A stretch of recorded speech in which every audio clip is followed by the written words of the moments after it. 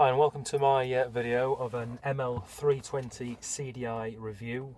This particular car has done 71,000 miles. It's a 2006 ML, which is the chassis W164.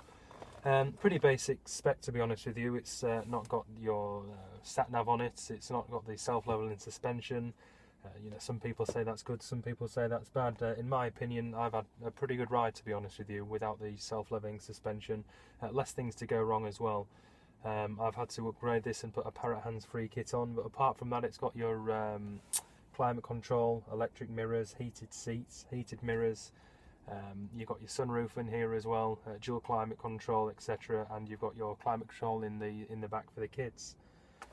I've had a few things go wrong with this car since I've had it, to be honest with you. It's not been the most reliable. I bought it with around about 50,000 miles on 2 years ago. I've had a blown turbo on it, which cost 1,200 to repair.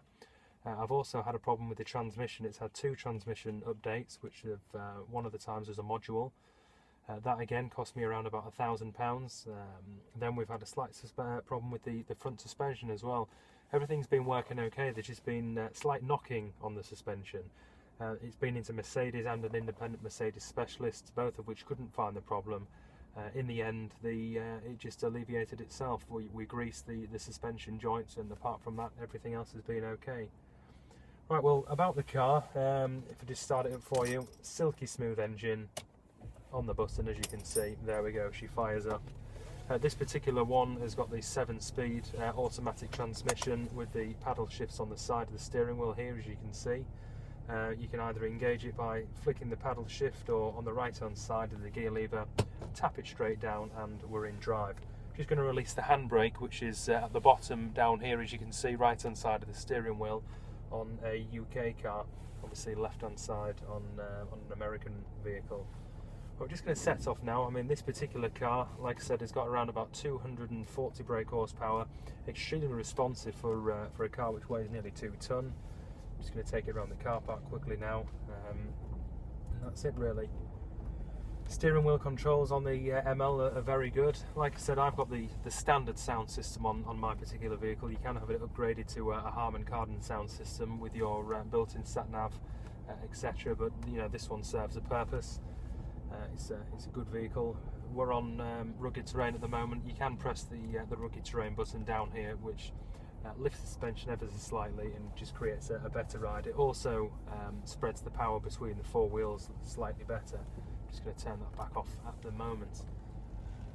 Right, just drive it under the barrier. We're going to pop onto the main road in a second, and I'll put my foot down just to show you what kind of response the 3.2 litre V6 turbo diesel has got. Like I said, it is a big car, but it is extremely responsive. Just going to pull out here now, doing 10 miles an hour, put your foot down and you're away. 40 already, 50 and up to 60. Again, brakes are extremely good on this vehicle, slows the car down extremely quickly, and I have to say towing capabilities are absolutely fantastic. We've towed a large trailer, a small car transporter and a double axle caravan around Europe, and it's never had any problems at all. Other than that, to be honest with you, there's not much to report on the ML. It was a good vehicle when it came out, a very good second-hand buy if you get the right one. Like I said, this one's done 71,000 miles with a full Mercedes-Benz service history. I've had a few problems since ownership, like I've said, but not amounting to more than £2,000. As you can imagine, with any second-hand car for around about £15,000, you're going to experience a few problems. But if you find the right one, I can't see you're spending the same amount of money as I have. I've just been extremely unlucky, unfortunately, on this occasion, but I would highly recommend it. Other cars that you could possibly buy: Range Rover Sport, again slightly higher mileage for the same amount of money if you're willing to spend around 15,000. BMW X5, a friend of mine has one, extremely good car, but again slightly higher mileage for similar money. Other options is the Land Rover Discovery. I had the Discovery 3, fantastic car, a little bit thirsty on fuel. I'm retaining around about 30-35 miles to gallon on this particular vehicle, which, to be honest with you, for a 2-ton car I don't think that's bad.